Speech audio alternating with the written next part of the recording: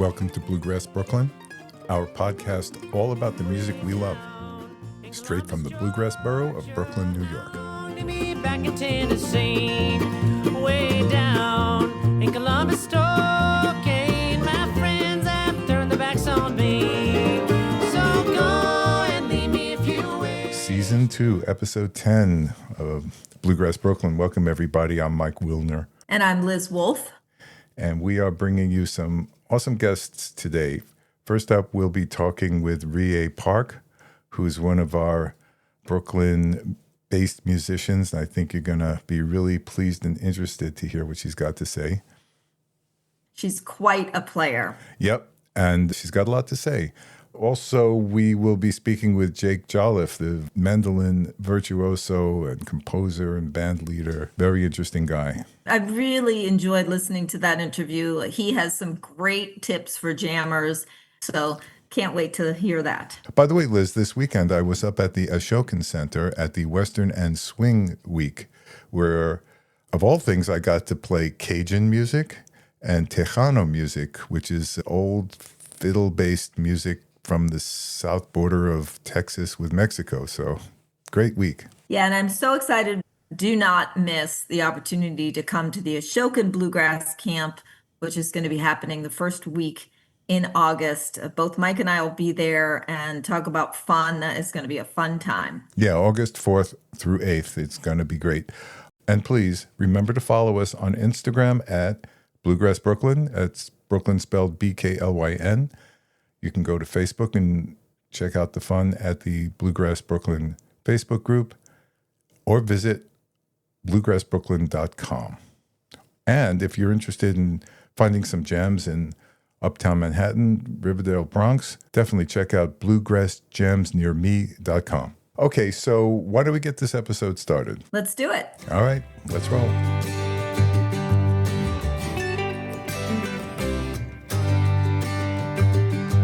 There's long lines at the airport, waiting at a bus station for trains. There are a lot of really accomplished and well-known musicians here in Brooklyn, New York, but I want to introduce one that you haven't heard of yet, Riyae Park. First of all, Riyae, thank you for joining. Thanks for inviting me. You're very welcome. Just for the listener's sake, how old are you, Riyae? I'm 10 years old. So, folks, that's why you haven't heard of her yet, probably, but you will. Don't worry. We first met when your dad brought you around to the jam session at the Boathouse. Yeah, I was 7 or 6. So tell me a little bit about why you stuck with music. What's kept you interested in playing bluegrass music, especially? I don't know, I just clicked with it. When I was 4, my mom took me to the Brooklyn Folk Festival, and I would just listen to Noah Brown. She was a very big inspiration for me, and I would dance around in the aisle.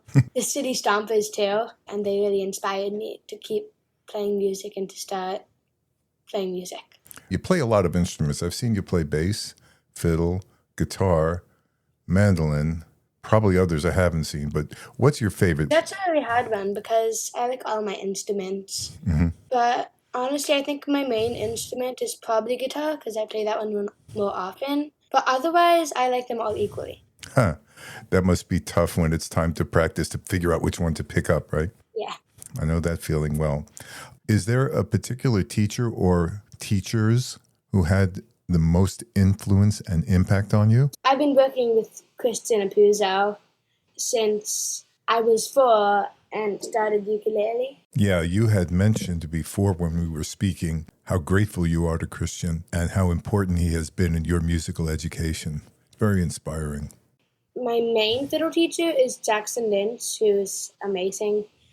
Celia Woodsmith from Della is my vocal teacher. And I worked with Kimber Ludica for a while. And Jay and Molly from Ashokan, they're awesome. Do you find that it's more difficult to take input from a lot of different teachers? Maybe they say slightly different things, or does it all blend together for you? I find it slightly difficult because some teachers play different types of music, so they say opposite things. It's kind of hard to put everything together when they're saying different things, but I manage. Yeah. Like you'll get somebody who says, bend your wrist when you're holding the fiddle because you support the neck. And the next person will say, always keep your wrist straight no matter what, because that moves your fingers better. I guess you have to make your own decisions. How much attention do you pay to music theory, just the pure theoretical part of it? Honestly, not that much. I personally never learned music theory, and I don't really pay that much attention to it, but when I need to, I do. Do you have other activities you pursue so you don't get burned out on music? Yeah, I do a bunch of things. I like doing math and sporty types of things. And I understand you're a chess player as well. Yep, I love chess. Tell me what inspiration or instruction you've gained from your teachers that has kept you moving along in music. A lot of my teachers has given me a lot of different strategies and ideas that help me playing music. It's not just a boring thing that I do just because I have to. I enjoy playing it. So my teachers, they're all really nice and fun, and they keep me into it. Is there a musician who inspires you and keeps you moving along in your music? Molly Tuttle is definitely one of my favorites. Della too. Has also really inspired me. Also considering that they're women too.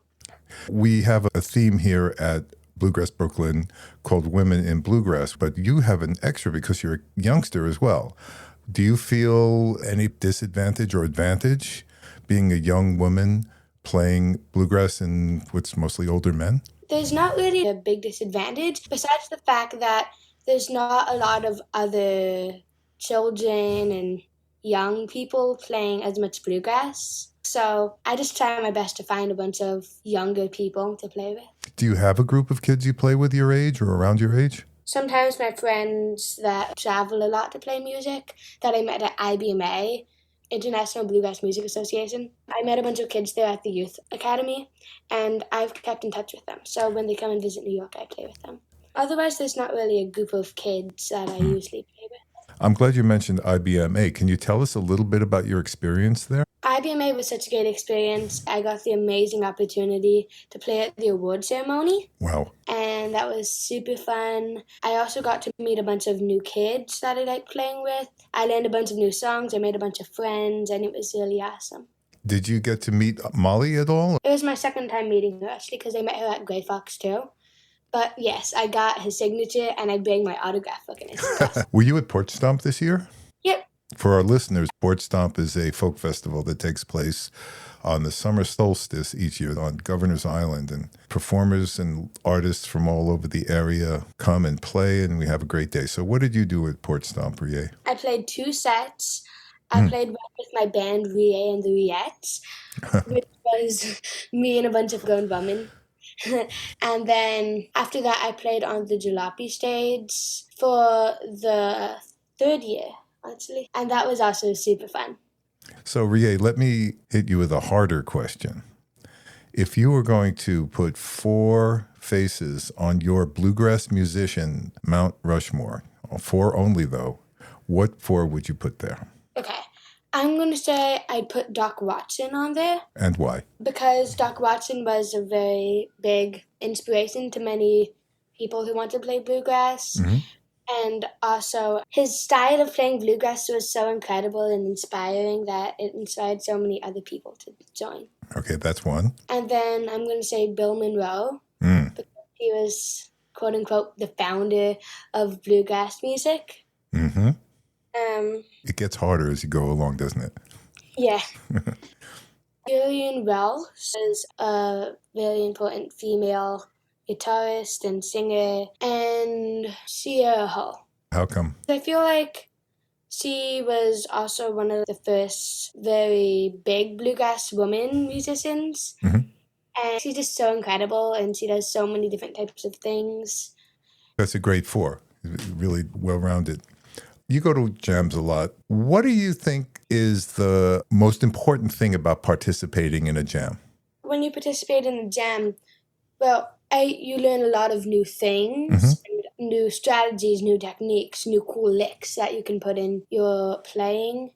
And during a jam, no one will judge you for what you play. It's just a matter of what you play and how you play it. Can you give us a jam anecdote, something that happened at a jam that was funny or sticks in your mind? I went to Sunny's and it was my birthday and it was a Saturday night. And the thing is, I never learned how to play like the basic songs, but I just learned the bluegrass songs before I learned like the basic songs like Happy Birthday. And the guy there called Happy Birthday for me and he made me take all the solos, which is super kind of him.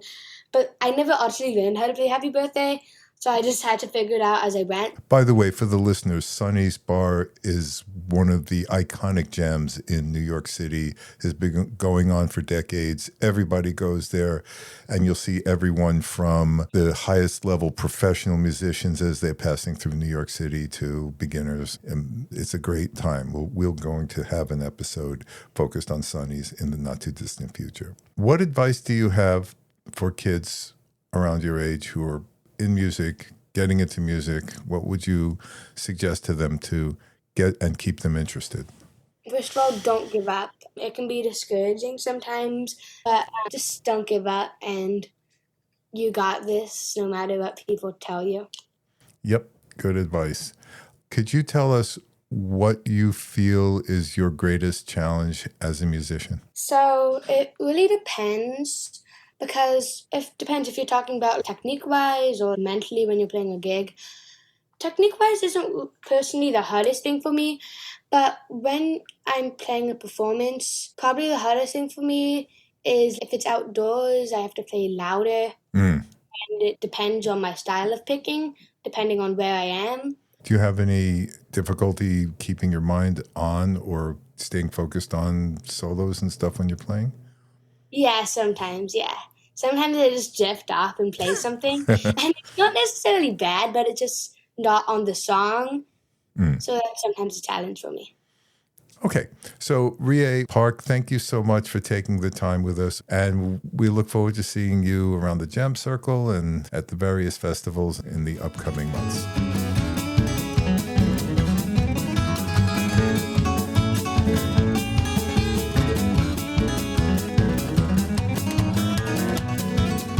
Okay, so we're here with Jake Jolliff, mandolin virtuoso, nationally recognized musician, and we all know him here in Brooklyn. We see him at jams. We see him on stage at all kinds of venues. So we're very happy to have you here, Jake. Yeah, it's good to be here. Thanks, Mike. So what's your origin story as far as a professional mandolin player? Sure, yeah. I grew up out in the great bluegrass state of Oregon. My dad is a bluegrass musician, a great banjo player and singer, and he was hell-bent on a family band, and he started me out playing when I was around 7. It was a funny thing. I wasn't that into it for about 6 months or so, and so something just switched about 6 months in, and then it never switched back. And then I started gigging with my dad around probably age 9 or so. We had several projects throughout my middle school and into high school. Yeah, and so that's my origin story anyway. Sounds like your father's influence guided you into your life's calling.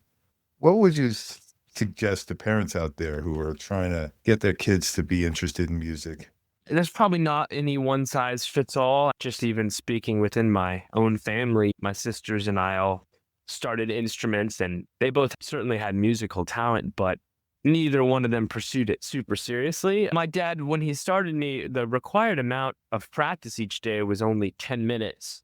And I hated it for those 10 minutes. I didn't necessarily hate it more than any other thing I was required to do, but just the required amount, just the fact that it was required was probably enough to make me disdain it. But then when you're that age, you've got that neuroplasticity firing on all cylinders. So I was already getting so that I could play some stuff, even with only practicing 10 minutes a day.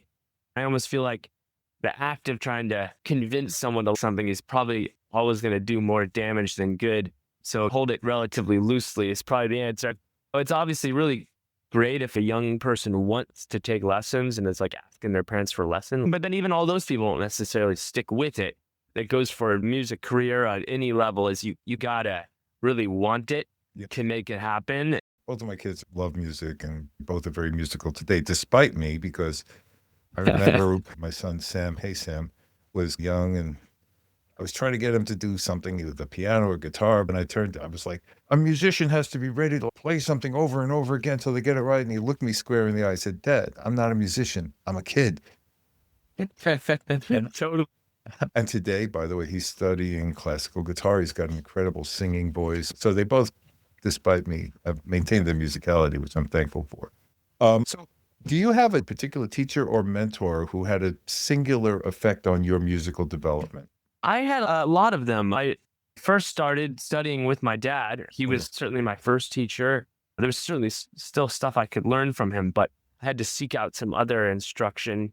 I definitely did not have a week-to-week teacher in the conventional sense of someone who maybe takes piano lessons. For a lot of those instruments, it's easier to find like an accomplished player in your area who can instruct. And mandolin is just tougher because there's less people who have raised it to a high level. And so it's just harder to find a good teacher. When you're getting to be more advanced, it's definitely not a guarantee that any one area is going to have someone good enough on the mandolin to take lessons from. And so my approach then was a lot of just basically being self-taught and trying to figure stuff out on my own, watching a lot of instructional videos. But then a huge influence for me was getting connected with some of the mandolin greats at a pretty young age, like getting to meet Ronnie McCurry and David Grisman, Chris Thiele. I met all those guys by the time I was 11 or 12 or so. And Mike Marshall, Sam Bush, those are another couple, all really kind people. And they all always devote time to encouraging the next generation. So I had lessons here and there from people like that.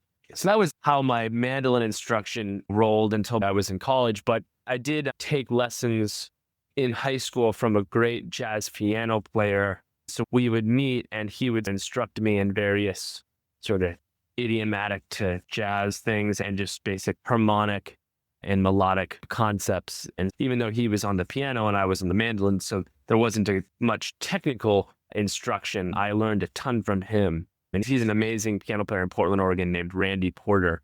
Can you tell us a little bit more how the meeting of jazz and bluegrass has influenced your musical growth? Absolutely. I love to listen to jazz and have since high school. Culturally, I haven't spent the kind of time playing in jazz jams or playing jazz gigs that I have in bluegrass. I grew up playing bluegrass, and so not only do I know a lot of repertoire and I've played a ton of gigs, but I've just experienced the culture of growing up, going to festivals and being in a million jam sessions and getting to know some of my heroes. And trying to work on jazz, it's been much more at a distance than that. I work on the language a lot. I transcribe a lot and I play with some great jazz musicians, but I think I speak with a pretty strong accent still when I try to play that.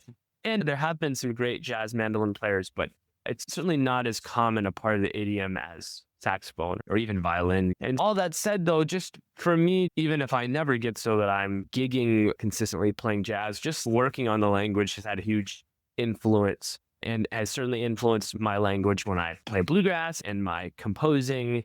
And a band like mine called the Jake Jolliff Band, when we play, there's at least one musician in the band that probably is first and foremost a jazz musician, and maybe two would describe themselves that way, but everyone in the group plays jazz to some degree and then certainly plays bluegrass. So what we do and the kind of approach we take to improvising and interaction, I think is very influenced by jazz, though I would never feel comfortable saying we're a jazz group, but right. I always say progressive bluegrass. But to anyone I think that likes to listen to jazz, likes the sort of interactive improvisational aspect, we try to tap into that as much as we can, though it's different because it's in a bluegrass context, but we bring a lot of elements of it to that, though. I love the way you refer to it as the language, because it really is a language where you're speaking to other musicians and the audience. So that's a great. Yeah. So let's shift topics a little bit.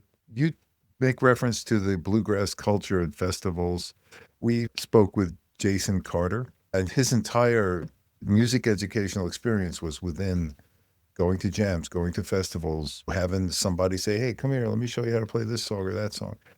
It sounds to me like you had some of that experience as well. Absolutely. That was my education as a musician. Started going to festivals when I was probably 9 or 10. And my dad says actually the very first festival we went to, I was pretty enthralled by watching the bands, even though they were mostly local bands, but I loved it. And I sat in the lawn chair for 9 hours straight watching every single band. My dad said He'd never seen anybody do that, much less a 9-year-old.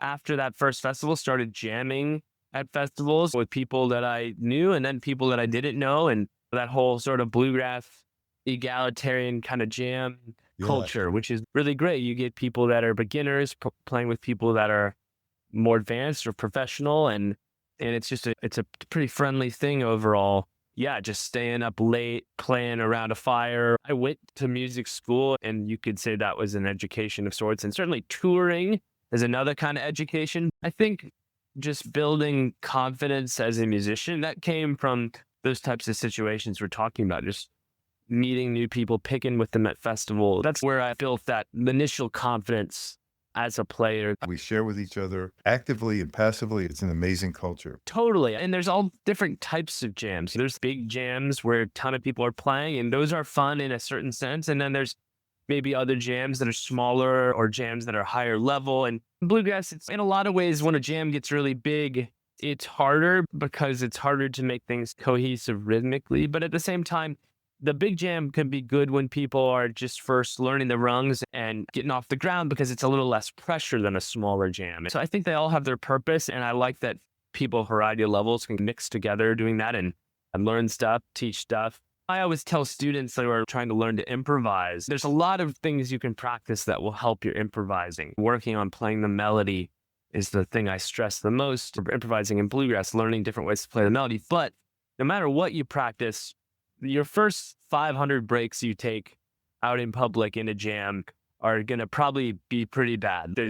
Maybe it's not 500, maybe it's 350, or maybe it's 750, but there's no getting around the fact that you're going to be deer in the headlights the first few hundred times maybe you try to solo, just because of the pressure of it in a sense. But the only way to get through that is exposure therapy. So I always tell people, get out and start playing with other folks and take improvising solos as soon as possible. Think of it as like you're trying to get through the 500 bad breaks so you can get to your first good one. The lackluster soloing will not stop. Trust me, I've taken plenty of lackluster solos this year, but your average starts to raise. But there's no way around just getting out there and experiencing having to make something happen in the moment. No amount of practicing at your house will really prepare you for that.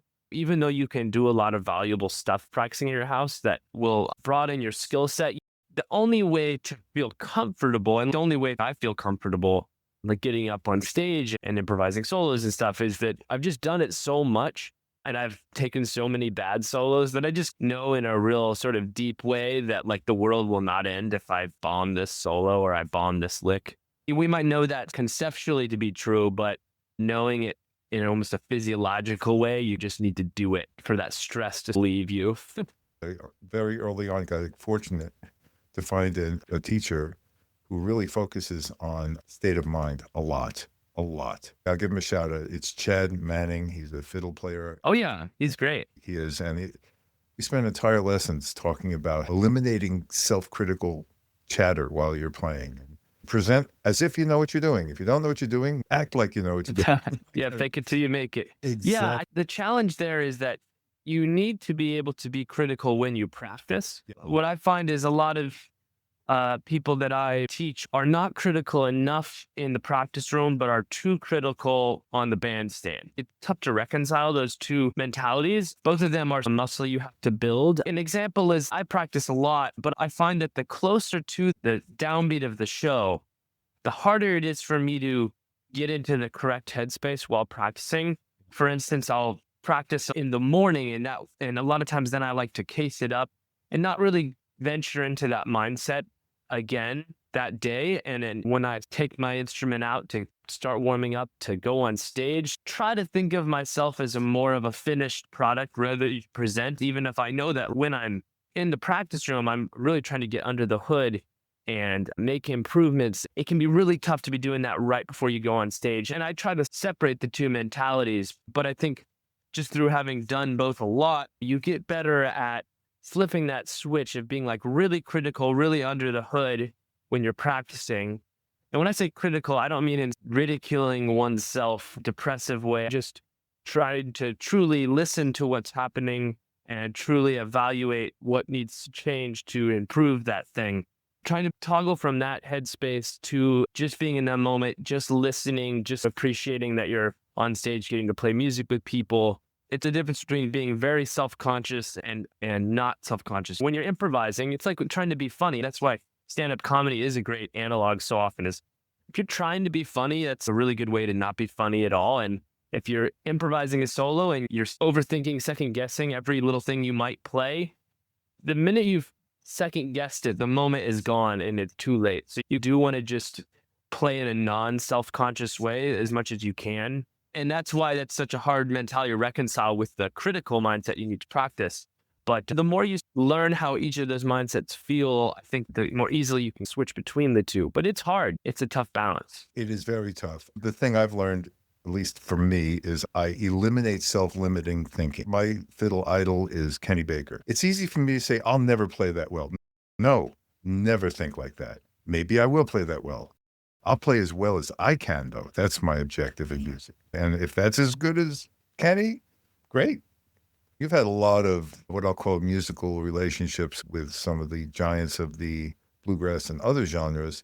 What's the most outstanding one that sticks in your mind? Not to minimize any of them, but which one really is forefront of your mind? Like you said, I've been really lucky to get to play with a lot of heroes of mine. And I grew up playing across from my dad, who's a great banjo player. And I will say that a lot of the bigger gigs I've gotten have been with great banjo players. Was in a band for a long time with Wes Corbett, who's one of the best banjo players in the world. And I've done a ton of playing with Tony Trishka, who huge hero and the nicest dude of all time. And feel fortunate to call him a friend. In 2022, I got to play about maybe 30 shows or so with Della. And that one, just in terms of like the classic musician getting the call, I didn't know him.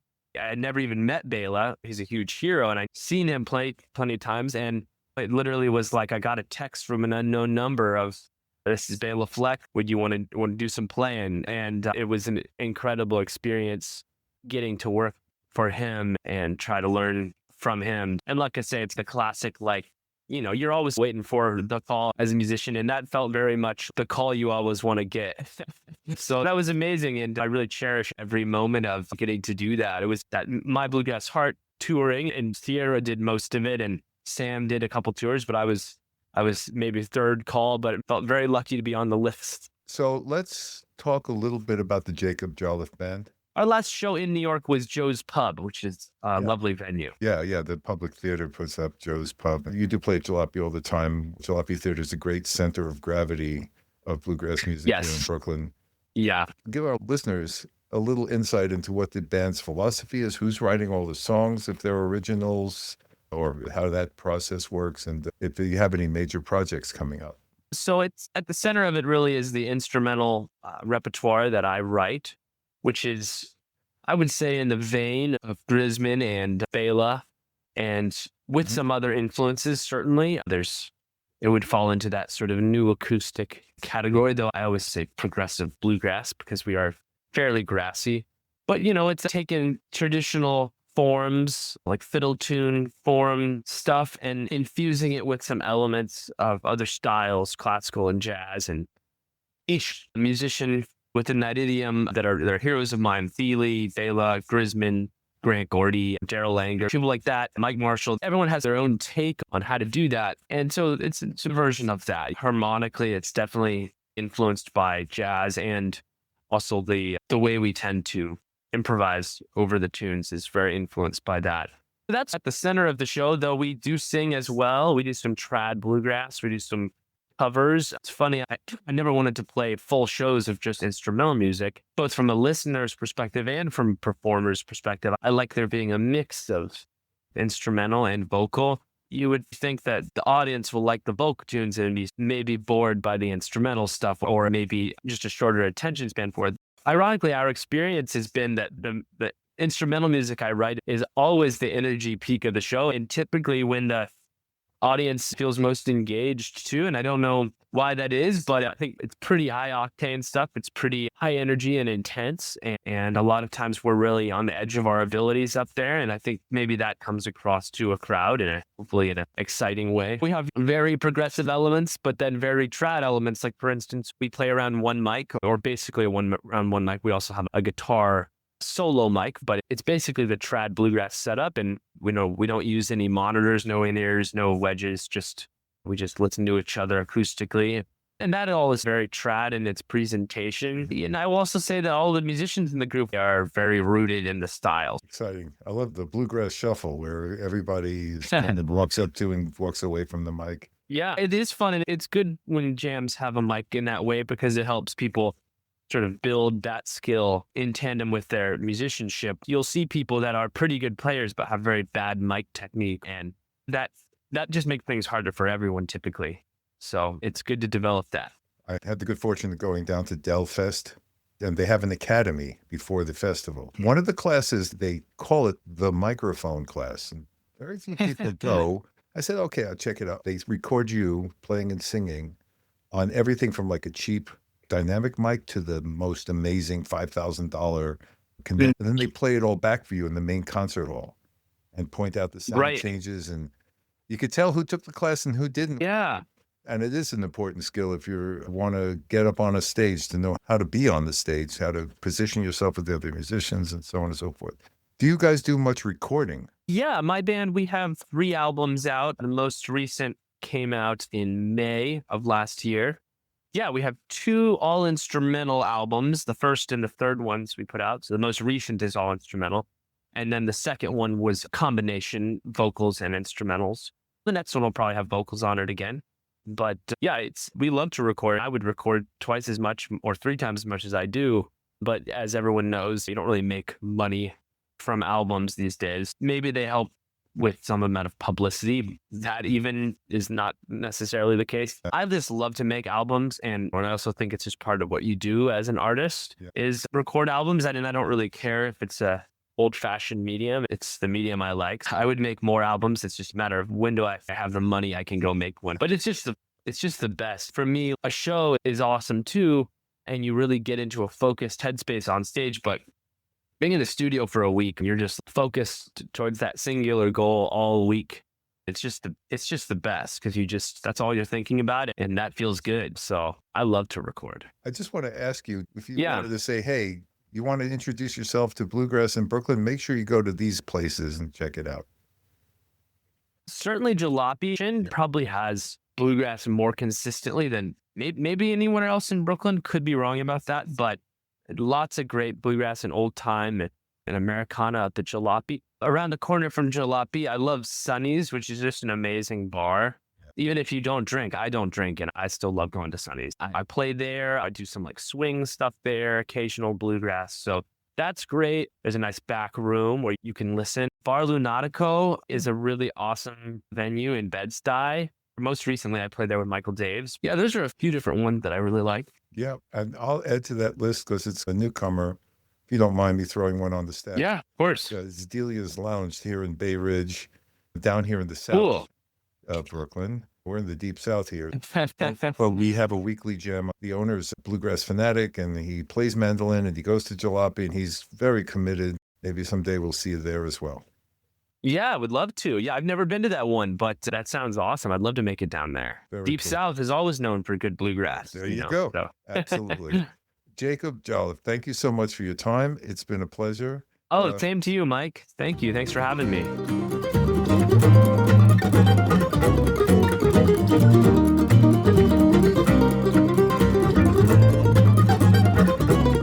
Wow, that was just awesome. What wisdom coming from a 10-year-old. I don't know what I was doing when I was 10 years old, but it was nothing as fantastic as what Riyae has been accomplishing, and hope to see much more from her. Yeah, I expect we will. And Jake was a font of wisdom. I was really glad we got to hear all he had to say about performing and practicing and jamming. Let's wrap it up. Next week, we will be on the road to Australia. Yes, bluegrass is thriving down under. But before we go, please remember to follow us on Instagram at Bluegrass Brooklyn. Brooklyn is spelled BKLYN. On Bluegrass Brooklyn Facebook group, and you can also visit bluegrassbrooklyn.com. And of course, you want to do some jamming, you should look us up at bluegrassjamsnearme.com. We have such a full schedule of jams on the Upper West Side and Uptown. Ron and I would welcome you at any time. All right. We look forward to seeing you around the Gem Circle.